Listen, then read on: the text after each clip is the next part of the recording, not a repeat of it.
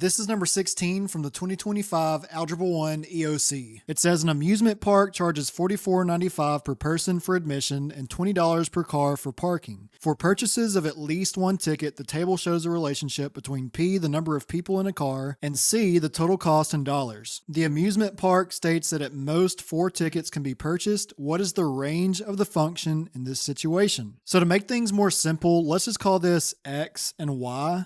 And so whenever we're talking about range, we want to know all the possible y values of a function. And so they tell us that we cannot purchase any more than 4 tickets. And we also can't purchase half a ticket or a quarter of a ticket, right? So that means all the possible y values are right here in the table: 64.95, 109.90, 154.85, and 199.80, because those are the only possible costs that you can have whenever you purchase tickets. So if we look at our answer choices, letter D has all those numbers listed out. That's going to be our range, and so that is going to be our final answer. If you're taking the Algebra 1 EOC or you just need help in Algebra 1, go ahead and check out my website that has all my video lessons and everything you will ever need to learn Algebra 1. You can check it out at alldayeverydaymath.com or just comment all day and I'll send you the link.